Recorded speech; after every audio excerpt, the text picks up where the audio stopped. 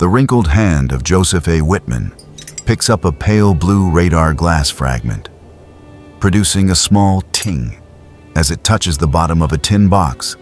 The sound of glass striking metal makes his shoulder jerk by reflex and sends the fragment sliding across the rough wooden box surface. The 85-year-old former radar observer of the U.S. Army Air Forces runs his finger along the jagged chip, loosening a layer of fine old dust from the blue-tinted glass surface. The radar glass fragment from a P-61 screen in the Philippines in 1945 reflects the flashlight beam, flashing a blue streak across the dark attic wall. He keeps the broken radar glass fragment because it is tied to the moment when the intercom failed, forcing him to warn the pilot with a shoulder tap to avoid a head-on dive in the sky. The fragment slips from his trembling fingers, forcing Whitman to bend low as the attic floor creaks under his body weight. He holds his breath and presses the fragment into his palm to cancel any mechanical vibration that could produce sound in the confined space. The sharp edge presses deep into his skin as he twists his wrist to hide the blue reflection from view. The radar glass fragment touches an old pair of pliers and makes a dry sound, locking the old man's hand in midair.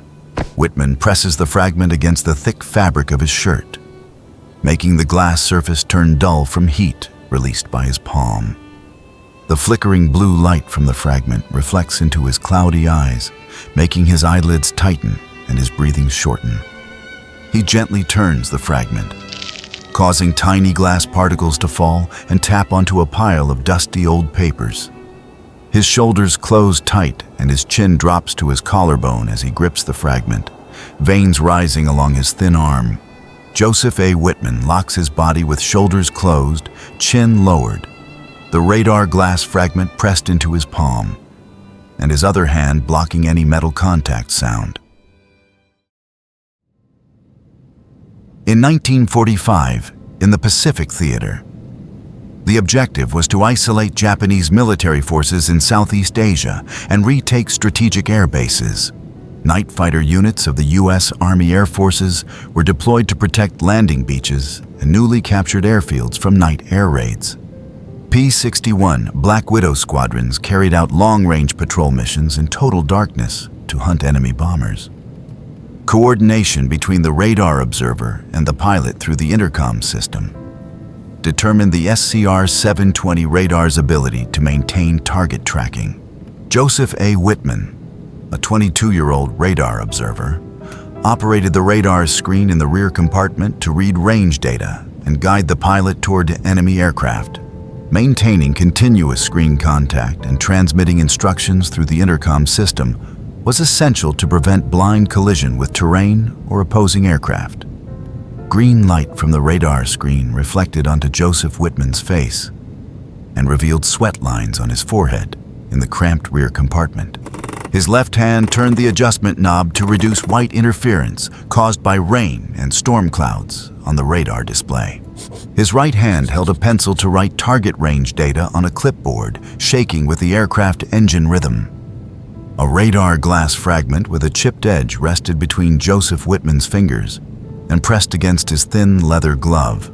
Joseph Whitman leaned his face close to the radar scope, causing his breath to fog the rubber rim of the device. The intercom headset delivered prolonged static, along with the sound of wind howling around the metal frame of the P-61. Joseph Whitman read angle and distance data aloud into the microphone inside his oxygen mask to guide the pilot in front. The Japanese aircraft signal dot flickered at the corner of the screen, forcing him to turn the sensitivity adjustment knob. He kept the green dot centered by continuously adjusting the coordinate levers in sync with the target's movement. The aircraft banked, causing the radar glass fragment to slide slightly and produce a ting when it struck the metal compartment frame. Joseph Whitman pinned the radar glass fragment with his thumb to eliminate vibration that could disturb the communication channel. Light from the control panel flickered continuously with the vibration of the aircraft flying through thick clouds. Joseph Whitman adjusted the target tracking knob, moving the green dot gradually into lock position on the radar screen. The sound of rain and wind striking the metal fuselage drowned out short pilot responses through the headset. Joseph Whitman tightened his seatbelt as the P-61 entered strong turbulence and shook violently. The radar glass fragment brushed the glove edge, wearing the leather and leaving a small scratch on Joseph Whitman's fingertip. The intercom wire connectors vibrated against the glass partition, forcing Joseph Whitman to reach out to check the signal contact point. Joseph Whitman read the range one final time to confirm the closing direction for the pilot controlling the control stick in the cockpit. Dark clouds reflected the green radar light, forming moving shadow streaks across the cockpit glass.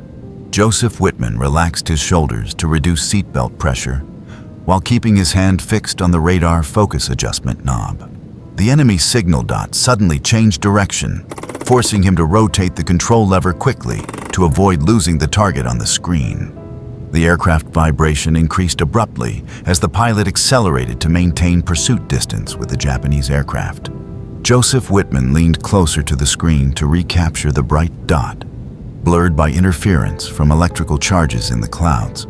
The target signal dot shifted constantly on the radar surface and executed sharp direction changes to escape the coordinate lock zone.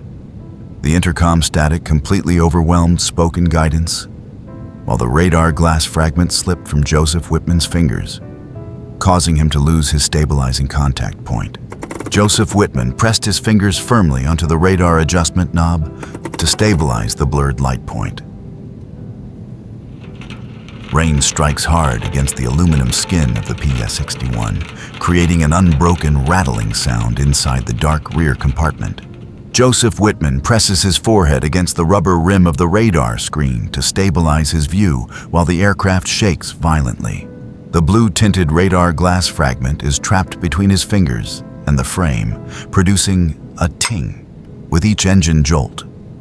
A large, bright dot appears at the edge of the screen and moves quickly toward the center of the SCR-720 radar sweep. Static from the intercom headset rises and partly covers the altitude data he has just spoken into his oxygen mask. Joseph Whitman sharply turns the adjustment knob to reduce interference in the intercom communication channel. Joseph Whitman's rapid breathing fogs one corner of the protective glass, blurring the target dot on the radar. He quickly wipes the glass surface with his leather glove flap to regain the image of the bright dot moving toward him from the dark clouds. The range on the radar gauge drops below 2,000 yards as the Japanese aircraft signal makes a sharp turn.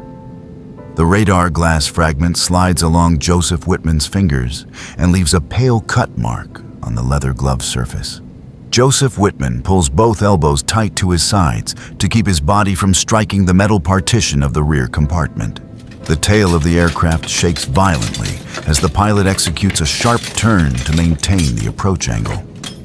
The pilot's voice in Joseph Whitman's headset is cut off by crackling electrical bursts from the radio system. Joseph Whitman strikes the intercom casing hard in an attempt to restore the unstable audio connection. The radar glass fragment vibrates on the metal frame and risks falling into the gap of the electrical control panel. Joseph Whitman presses the radar glass fragment firmly back into place with his thumb and feels the sharp edge against his finger bone through the skin. The target dot on the radar begins to flicker continuously due to electrostatic interference from the storm bands. Joseph Whitman turns the signal gain adjustment knob to maximum, causing the radar screen to flare with intense green light. The rear compartment narrows under the flickering green light and rising vapor from Joseph Whitman's wet flight suit. Whitman reaches down to check the electrical fuses beneath the panel when he sees the voltage needle fluctuate continuously. The target dot suddenly dives, forcing Joseph Whitman to readjust the radar antenna scan angle. Joseph Whitman tightens his flight helmet strap to keep the intercom headset from shifting when his head strikes the glass partition. The clipboard slips from the thigh strap and falls onto the rear compartment floor with a dry impact sound. Joseph Whitman ignores the clipboard and focuses entirely on the bright streak moving toward the radar center. The wind screaming through the rear hatch gap shifts into a sharp howl as the aircraft accelerates in pursuit. The Japanese aircraft signal now fills the core of the radar screen and begins to oscillate at high frequency. Joseph Whitman presses the transmit button firmly, but crackling interference completely overruns all response from the cockpit. The target dot grows larger and begins to jump rapidly at the near-range boundary, signaling the enemy aircraft is closing in. The target signal dot oscillates violently at extreme close range while the intercom channel breaks up, making all spoken guidance useless. Joseph Whitman lunges forward and grips the frame of the glass partition separating the rear compartment from the cockpit. The target signal flares into a white halo that covers the entire center of the SCR-720 radar screen. Joseph Whitman yanks the intercom headset cord but receives only prolonged, piercing electronic screeching. Captain Thomas E. Caldwell, a night fighter pilot of the U.S. Army Air Forces, sits in the front cockpit behind a glass partition and tightens his grip on the control stick as the aircraft shakes from rain impact and turbulence. Joseph Whitman strikes the glass partition hard. Captain Caldwell shows no reaction as the engine noise overwhelms all sound. The blue-tinted radar glass fragment slips from its position and cuts deep into Joseph Whitman's palm, forming a long gash. Blood from the cut begins to run down his wrist and wets the surface of the radar glass fragment, vibrating with the engine rhythm. Joseph Whitman pins the radar glass fragment between his fingers to keep it from falling into the gaps of the electrical equipment. The enemy signal dot disappears completely from the radar screen, indicating the aircraft has entered the blind zone directly ahead of the nose. Joseph Whitman releases his seatbelt and leans across the narrow gap separating the two compartments. Inertial force throws his shoulder into a sharp metal frame, tearing a long rip in his flight suit. Joseph Whitman reaches his arm through the partition opening and feels cold wind from the cockpit gap blow back into his face. The chipped radar glass fragment presses into the spaces between his fingers as he leans closer to the pilot's shoulder. Joseph Whitman strikes Captain Caldwell's shoulder in rapid repeated beats, with the palm holding the radar glass fragment. Captain Caldwell jerks his head back and sees the blue reflection from the radar glass fragment in Joseph Whitman's hand. Joseph Whitman points sharply to the right with his left hand, while his right hand still grips the pilot's shoulder strap. Captain Caldwell drives the rudder pedals and pulls the control stick back to execute an immediate, evasive turn. The P-61 Black Widow banks sharply, pushing all loose equipment in the rear compartment sideways under centrifugal force. Joseph Whitman is pressed hard against the partition, his face against the cold metal surface as the aircraft changes direction. A massive, dark shape rushes past just off the left wing, shaking the entire aluminum frame of the P-61. The enemy engine roars once, then fades beneath the pounding rain outside. Increased G-force drives the radar glass fragment deeper into Joseph Whitman's flesh, forcing him to clamp his teeth to hold position. The aircraft begins to stabilize after clearing the disturbed airflow from the opposing aircraft. Captain Caldwell raises a hand in acknowledgement and holds the aircraft level on the artificial horizon. Joseph Whitman releases the pilot's shoulder and pulls himself back to his seat in the isolated rear compartment. Whitman wraps his coat flap tightly around the palm, still holding the pale blue radar glass fragment between his fingers. The pale green radar light returns to the screen, but the target dot has completely vanished from the scan area. Joseph Whitman leans back into his seat and allows the radar glass fragment to vibrate lightly with the now stable aircraft motion. The rain on the aircraft's skin fades as the P-61 regains patrol speed and exits the thick cloud layer. Joseph Whitman turns his palm upward, exposing the pale blue radar glass fragment under the weak panel light. Joseph Whitman gently tightens his grip on the radar glass fragment, then lets his body weight settle into the seat as the aircraft stops shaking. Joseph Whitman places the pale blue radar glass fragment on the wooden table under the weak flashlight in the attic. The beam passes through the glass surface and forms a long blue streak on the quiet wooden wall. Whitman uses his coat flap to lightly wipe the fine dust clinging to the chipped surface of the radar glass fragment. The radar glass fragment slips from his trembling fingers and strikes the sharp edge of the old tin box. A sharp ting sounds, making Joseph Whitman freeze his entire body and hold his breath immediately. He moves his hand to cover the radar glass fragment to block the blue reflection from reaching the dark corner of the room. Joseph Whitman lifts a yellow deployment order sheet from the bottom of the tin box toward the flashlight beam. The name of another radar observer, Second Lieutenant Robert J. Sanders, appears clearly on the faded typed line. Joseph Whitman turns the radar glass fragment and finds a new chip that has just appeared after the impact with the tin box. Whitman lightly picks at the new chip with his fingernail, causing a small glass shard to fall onto the wooden table. A small photograph slips out from the paperclip, holding the technical notes of the SCR-720 radar system.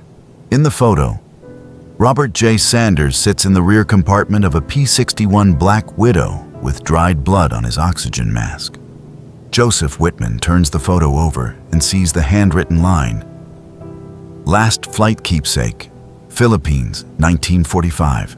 Joseph Whitman's hand shakes harder as he tries to clamp the chipped radar glass fragment between two fingers.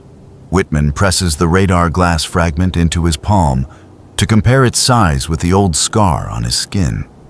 The edge of the radar glass fragment does not match the P-61 compartment layout diagram Joseph Whitman used. Joseph Whitman lowers his eyes close to the new chip, which has broken part of the engraved military serial marking on the glass surface. Whitman releases the deployment order, letting it scatter onto the pile of dust-covered old papers. Wind passes through the attic door gap and creates a tearing wind sound, like wind around an aircraft frame at night. Joseph Whitman lowers his shoulders and draws inward in the darkness, as if sitting in the cramped rear compartment in 1945. He uses his other hand to firmly block the vibration of the radar glass fragment on the metal table. The radar glass fragment chips further when Whitman tries to force it into the metal paperclip. Joseph Whitman holds his breath as the broken glass creates a long scratch across the attic wooden surface. Whitman places the newly chipped radar glass fragment onto Robert J. Sanders' photo, with the new chip resting over the dried blood mark. Joseph Whitman tightens the radar glass fragment in his palm, letting the new chip cut lightly into his wrinkled skin. He uses his thumb to block the blue reflection from the radar glass fragment, so the beam does not strike the attic wall. A breath-holding reflex appears when the tin box lid snaps shut and produces a loud sound in the confined space. Joseph Whitman keeps his bent posture with the radar glass fragment pressed tight in his palm and his elbow locked against his side. The flashlight goes out and the blue streak on the wall disappears completely into the attic darkness. Joseph Whitman presses the radar glass fragment against his collarbone, lowers his chin, and holds his breath in the exact radar tracking posture from 1945. Joseph Whitman loosens the pressure of his fingers on the cloth wrapped around the radar glass fragment.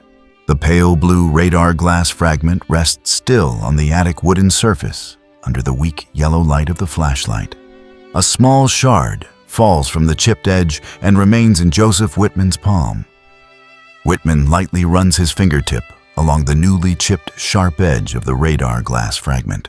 He slides an old blank sheet of paper over the unidentified photograph placed beside the radar glass fragment. The radar glass fragment is moved toward the center of the white paper to avoid contact with the box wall. Fine dust on the radar glass surface clings to Joseph Whitman's fingertips and forms a faint smudge. Whitman stops all movement and holds his bent posture on the attic wooden floor. Wind passing through the roof gap makes the white paper tremble slightly on the radar glass fragment. Joseph Whitman withdraws his hand and lets the radar glass fragment remain still within the shadow of the tin box.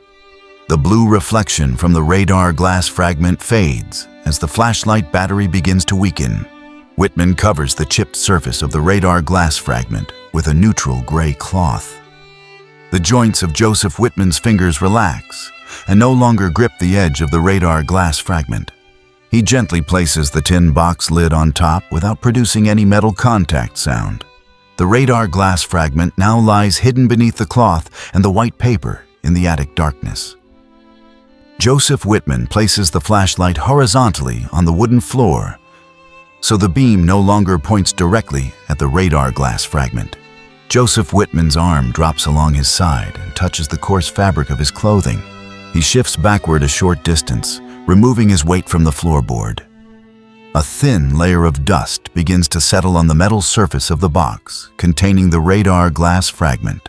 Joseph Whitman lowers his shoulders and allows darkness to cover his hands, resting on his knees. The radar glass fragment no longer produces any ting sound or mechanical vibration.